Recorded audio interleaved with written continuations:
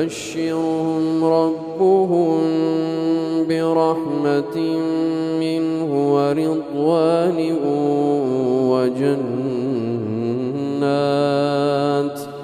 وجنات لهم فيها نعيم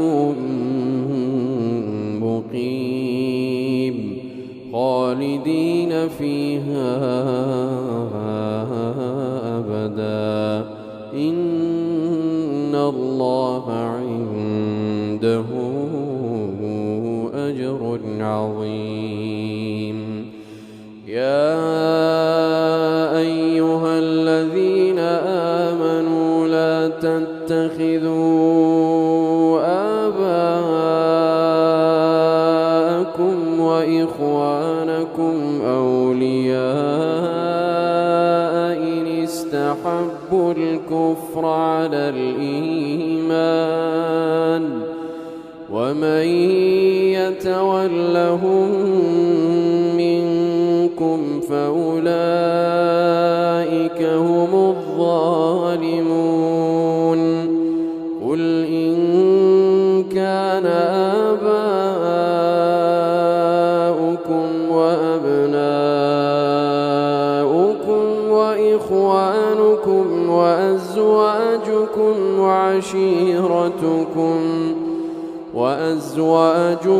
وعشيرتكم وأموال اقترفتموها وتجارة تخشون كسادها ومساكن ترضونها أحب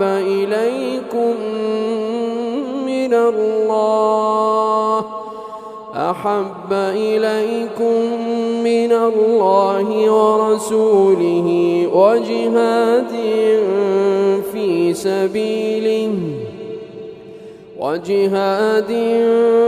في سبيله فتربصوا حتى يأتي الله بأمره والله لا يهدي القوم الفاسقين.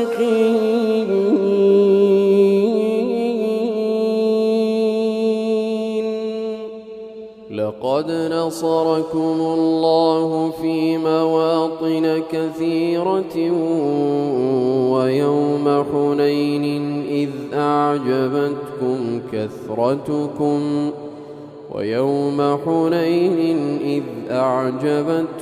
كثرتكم فلم تغن عنكم شيئا وضاقت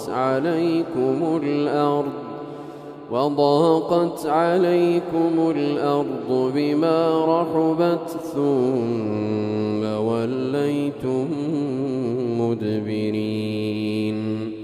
ثم أنزل الله سكينته على رسوله وعلى المؤمنين وأنزل جنودا لم تروها وعذب الذين كفروا وذلك جزاء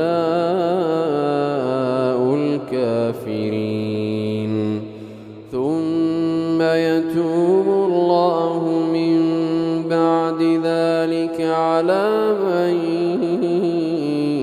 يشاء والله غفور رحيم.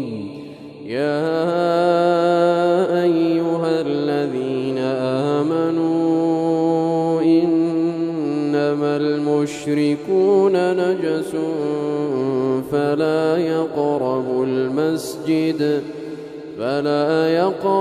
المسجد الحرام بعد عامهم هذا وإن خفتم عيلة فسوف يغنيكم الله من فضله إن شاء إن الله عليم حكيم.